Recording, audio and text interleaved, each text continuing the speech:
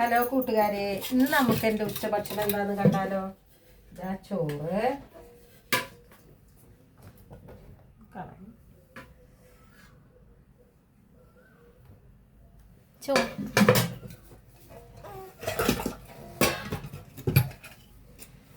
ഉപ്പേരി, പയറും ഉണക്കപ്പയറും കായും കൂടിയിട്ടുള്ള ഉപ്പേരി കേട്ടോ. സൂപ്പർ. ഇതൊക്കെ ആക്കി ചമ്മന്തി, നാരങ്ങ,